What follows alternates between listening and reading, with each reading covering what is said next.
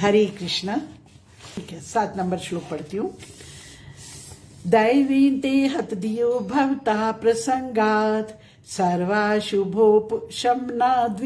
मुखेन्द्रियाये कुर्वन्ति काम सुखलेषु लवाय दीना लोभाभिभूत मनसो अकुशलानि शश्वत। दैवेन दुर्भाग्य से ते वे हत दिया स्मृति से वंचित भवता आपकी प्रसंगात कथाओं से सर्व समस्त अशुभ अकल्याणकारी उपशमनात् शमन करते हुए विमुख के विरुद्ध बने हुए इंद्रिया ये जो कुर्वन्ति करते हैं काम इंद्रिय तृप्ति सुख लेश अल्पहा लवाए क्षण भर के लिए दीना बेचारे लोभ अभिभूत लोभ से ग्रसित मनसा मन वाले अकुशलानी अशुभ कार्यकलाप शाश्वत सदैव। भागवतम का देखिए, भागवत के ग्रंथ अपने में एक बहुत बड़ा ग्रंथ, बहुत अद्वितीय है, इसके जैसा कुछ भी नहीं है। और चैतन्य महाप्रभु के दिन हमें भागवतम जरूर श्रवण करना है, क्योंकि चैतन्य महाप्रभु जब प्रकट होते हैं धराधाम पर तो ये भागवतम तब तक छिप चुका था, क्योंकि भगवान को इस धराधाम से अपनी लीला संवरण किए हुए 5000 साल हो चुके थे। तो लोग इतना ज्यादा विषय वासना में फंस गए थे कि धीरे धीरे वो भागवतम के इस ज्ञान को भूल गए थे और काय में लग गए थे, पूरे पाखंडी हो गए थे और अपने ही सब कार्यों में रत रहते थे। जब चैतन्य महाप्रभु प्रकट हुए तो महाप्रभु ने हमें हरिनाम संकीर्तन और श्रीमद् भागवतम के बारे में हमारी जागृति कराई और उन्होंने बोला जो भी श्रीमद् भागवतम का अध्ययन करेगा निश्चित रूप से उसे कृष्ण प्रेम की प्राप्ति होगी, क्योंकि श्रीमद् भागवतम उस समय प्राय लोगों ने जैसे एक बंद कर दिया था और उसको बिल्कुल भी उसकी तरफ ध्यान नहीं दे रहे थे। जब चैतन्य महाप्रभु प्रकट हुए तो उन्होंने श्रीमद् भागवतम के बारे में हम लोगों को बहुत अच्छे से बताया और बोला कि हमें भागवतम जरूर से इसका रोज नित्यम भागवत सेव्या, रोज हमें इसका अध्ययन करना चाहिए। हे प्रभु, वे व्यक्ति जो आपके दिव्य कार्यकलापों के विषय में सर्वमंगलकारी कीर्तन तथा श्रवण करने से वंचित हैं, निश्चित रूप से अभागे हैं और सद्बुद्धि से विहीन है। वे तनिक देर के लिए इंद्रिय तृप्ति का भोग करने हेतु अपने को अशुभ कार्यों में लगाते हैं। कितनी अच्छी बात यहाँ पर ब्रह्मा जी हम लोगों की स्थिति बता रहे हैं कि प्रभु, वे व्यक्ति जो आपके दिव्य कार्यकलापों के विषय में सर्व मंगलकारी कीर्तन तथा श्रवण से वंचित है। ज्यादातर लोगों का मन हम देख रहे हैं, अभी आजकल जो जनरेशन आ रही है उनका भी हम देखते हैं कि ज्यादा मन इनमें नहीं लगता। आजकल लोग कहाँ लगे रहते हैं? अपने मोबाइल, लैपटॉप और फालतू की बातों में, है ना। तो इसमें कहते हैं कि अगर हम दिव्य कार्यकलापों के विषय में सर्वमंगलकारी कीर्तन और श्रवण करने से वंचित हो गए हैं तो निश्चित रूप से हम अभागे हैं, हम भाग्यशील नहीं हैं और सद्बुद्धि से विहीन हैं। वे तनिक देर के लिए इंद्रिय तृप्ति का भोग करने तो इंद्रिय का भोग करने हेतु अपने को अशुभ कार्यों में लगाते हैं। क्षणिक इंद्रिय तृप्ति के प्रति हमारा इतना आकर्षण है कि हम उसके लिए ज्यादा लालायित रहते हैं और अपने आप को उस समय अपने समय को बर्बाद कर देते हैं। तो यहाँ प्रभुपाद जी बोलते हैं कि अगला प्रश्न है कि लोग भगवान की महिमा तथा लीलाओं का श्रवण तथा कीर्तन करने जैसे शुभ कार्यों के विरुद्ध क्यों हैं, जबकि ये कार्य संसार की सारी चिंताओं और झंझटों से पूर्ण स्वतंत्रता दिलाने वाले हैं। जबकि हम देखते हैं एकमात्र भगवान का नाम हमें सारे संसार की चिंताओं से और झंझटों से दूर कर देगा, लेकिन फिर भी हमारा मन इनमें क्यों नहीं लगता। या हम जिस किसी से कई लोगों से बात करते हैं तो कहते हैं नहीं छोड़ो, जब भगवान की कृपा होगी तो करेंगे। तो उनसे पूछो आज प्रसाद पाया था? हाँ पाया था। तो क्या उसके लिए तुमने भगवान से आज्ञा ली थी क्या कि आपकी कृपा है तो प्रसाद पाए, नहीं तो नहीं पाए? नहीं, वो तो अपने आप हो जाता है, क्योंकि शरीर की जरूरत है। तो हम शरीर की जरूरतों पर तो ध्यान देते हैं, लेकिन आत्मा की खुराक क्या है उस पर हम जरा भी ध्यान नहीं दे रहे। प्रश्न का एकमात्र उत्तर है कि वे इंद्रिय तृप्ति के निमित्त किए गए अपने अपराधपूर्ण कार्यों पर अधिदैवी नियंत्रण के कारण अभागे हैं। क्यों अभागे हैं? क्योंकि अधिदैविक उनके ऊपर ताप चल रहा है।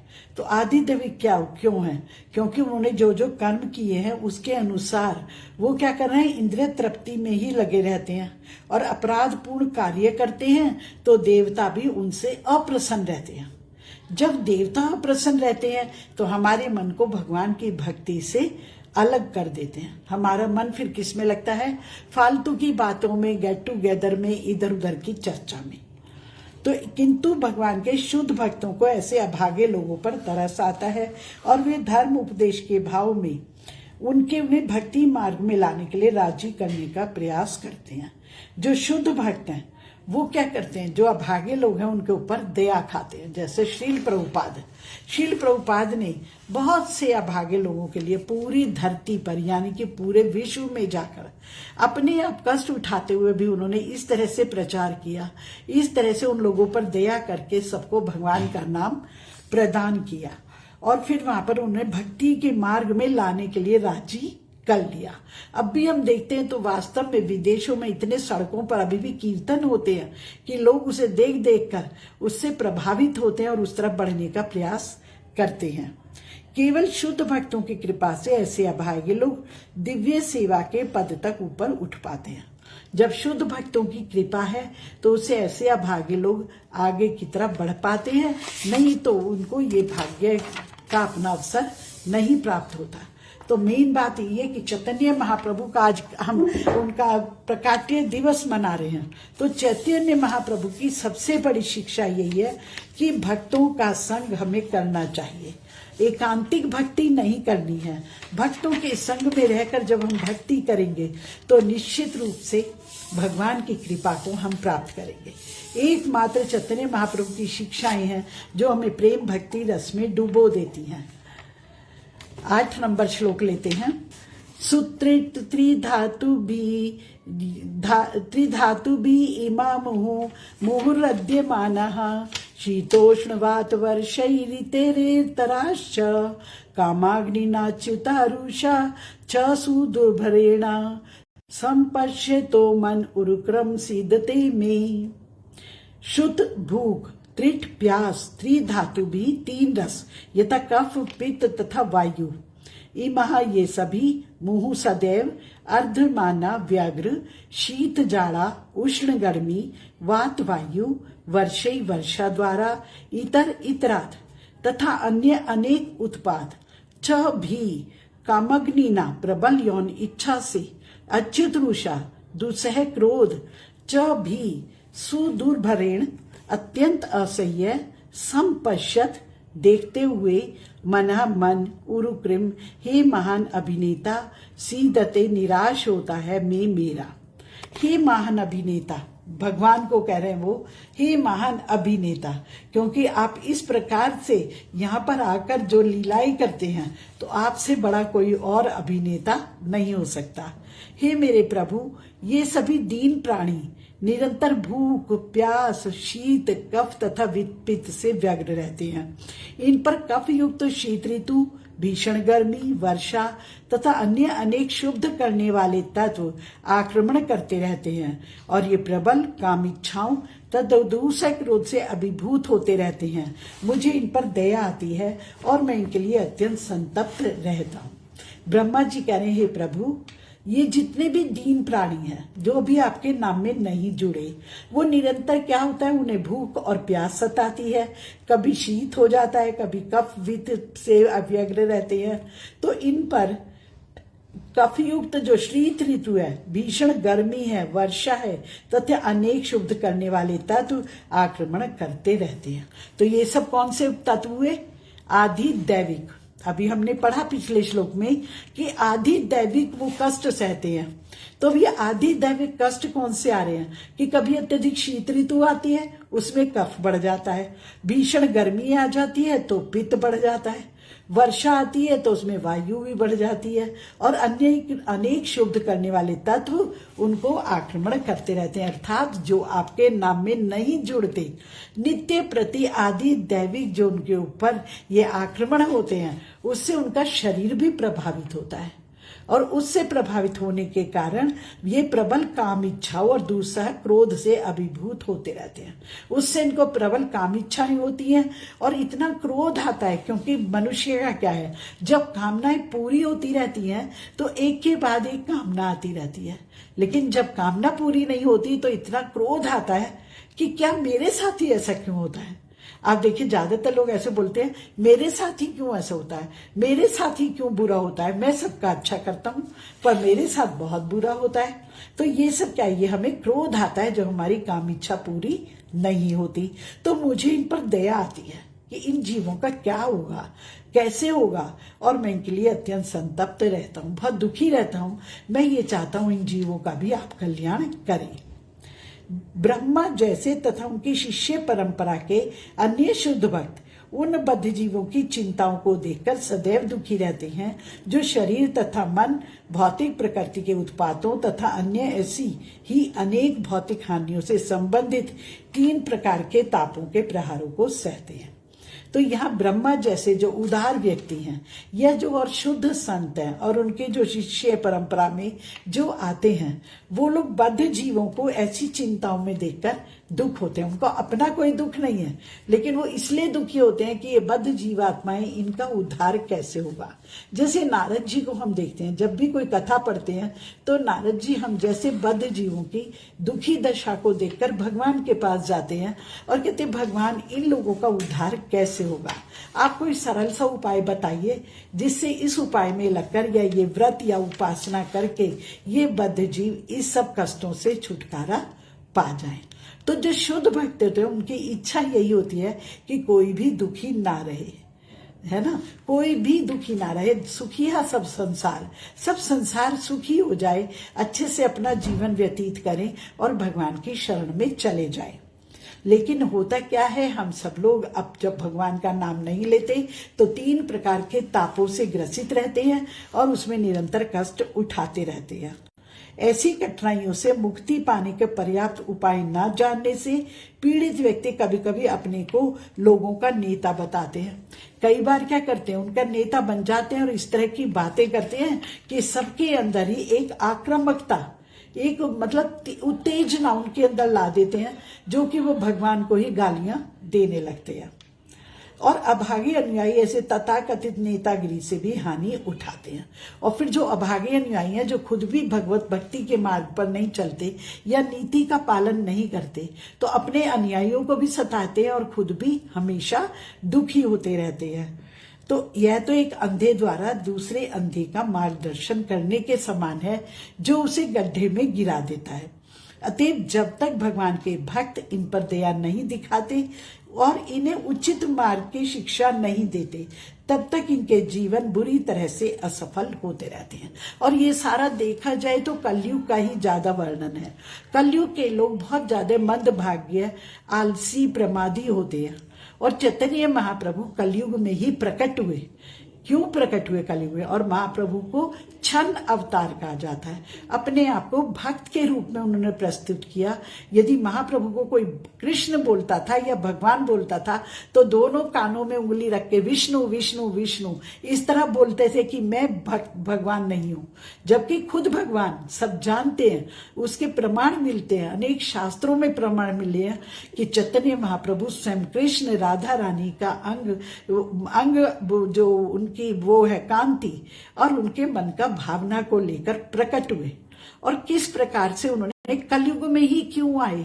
क्योंकि कलयुग देखा जाए तो सबसे बुरा भी है लेकिन सबसे अच्छा भी है।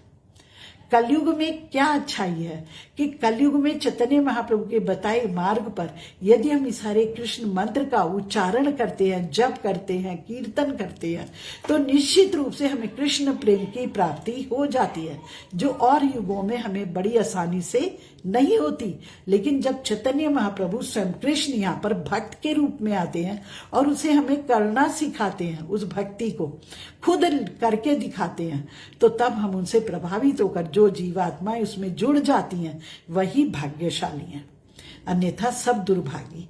कल माता जी पढ़ रहे थे शिक्षाष्टकम, उसमें हम सब ने पढ़ा था, नाम नामकारी बहुधा सर्वशक्ति तत्र अर्पिता नियमिता स्मरणे न काला एतादृशी तव कृपा भगवान ममापि दुर्दैवम ईदृशम इहांजनी नानुरागा। हे भगवान, आप कितने कृपालु हैं, आपके अनेक नाम हैं और अपने नामों में आपने पूरी पूरी शक्ति भर दी, और उसमें कोई भी ऐसा नहीं नियम बनाया कि फला समय पर करना है, फलावस्था में। किसी भी समय किसी भी अवस्था में कहीं भी हम इस नाम जाप को करेंगे, उल्टा सीधा कैसे भी ले लेते हैं तो भी इसका हमें प्रभाव मिलेगा। लेकिन मैं इतना दुर्भाग्यशाली हूं कि इन नामों के प्रति मेरा अनुराग नहीं हुआ। आजकल के जमाने में जिसको बताओ तो बहुत से ऐसे लोग मिल जाएंगे जो बोलेंगे नहीं नहीं नहीं, ये सब तो ऐसे ही कोरा है, इसमें कुछ भी मिलने वाला नहीं है। लेकिन जो भाग्यशाली व्यक्ति हैं, जो इस पर विश्वास करके आगे बढ़ रहे हैं, निश्चित रूप से उनके जीवन में परिवर्तन आ गया। ऐसे भगवत भक्त यहाँ बता रहे इसीलिए भगवान के भक्त इन पर दया नहीं दिखाते। अतएव जब तक भगवान के भक्त इन पर दया नहीं दिखाते और इन्हें उचित मार्ग की शिक्षा नहीं देते, तब तक इनके जीवन बुरी तरह से असफल होते रहते हैं। तो जो भगवान के भक्त हैं वो इतने कृपालु होते हैं, अपना समय निकालकर, अपना सब कुछ छोड़कर और फिर भक्तों के लिए दयालु हो जाते हैं कि किसी तरह इनका कल्याण हो जाए। एक बार कृष्ण बोल दो बस। जैसे प्रभुपाद एक बार विदेश में कहीं गए, जैसे ही प्लेन से उतरे तो वहां का जो प्रेसिडेंट था वो उनसे मिलने आया, आकर बोला मैं वो नहीं कहूंगा जो आप मुझसे कहलवाना चाहते हैं। प्रभुपाद जी बोले मैं क्या नहीं कहलवाना चाहता है, बस मैं नहीं कहूंगा। बोलो तो सही, मैं क्या नहीं कहलवाना चाहता हूं। मैं हरे कृष्णा नहीं कहूंगा। बोले आपने कह दिया, आप कहना क्या नहीं चाहते, आपने तो कह दिया, और इसी के एक बार बोलने से ही आपका कल्याण हो जाएगा। और उन्होंने कह दिया तो वास्तव में वो सब वहां के देखे उस भूमि पर भी जाकर उन्होंने किस प्रकार इस मंत्र को साथ ले जाकर कैसे भक्त बना दिया। ऐसे भगवत भक्त जो मूर्ख भौतिकतावादी इंद्रिय भोक्ताओं को ऊपर उठाने का भार स्वेच्छा से अपने ऊपर ले लेते हैं, ब्रह्मा के ही समान भगवान के विश्वास पात्र होते हैं। भगवान के विश्वास पात्र कौन से लोग हैं? जो इंद्रिय भोक्ताओं को ऊपर उठाने का भार स्वेच्छा से अपने ऊपर ले लेते हैं। जब वो देख रहे हैं कि बहुत से लोग इंद्रिय तृप्ति के मार्ग पर चले हुए हैं, तो वो ये सोचते हैं कि ठीक है, हम अपना समय जो कुछ भी हमें पता है अपनी बुद्धि लगा करके इनको किसी भी तरह से भगवान के नाम की तरफ लाने का प्रयास करेंगे। तो वो ब्रह्मा के समान ही भगवान के विश्वास पात्र होते हैं। जिस प्रकार भगवान ने ब्रह्मा को के द्वारा इस सारे ज्ञान को हम तक पहुंचा रहे हैं, क्योंकि हमारा संप्रदाय है ब्रह्म मध्व गौड़ीय संप्रदाय।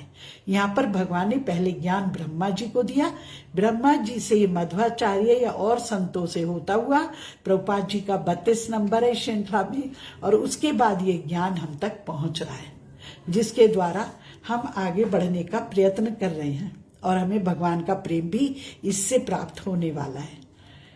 हरे कृष्ण कृष्ण कृष्ण हरे हरे, हरे राम राम राम हरे हरे।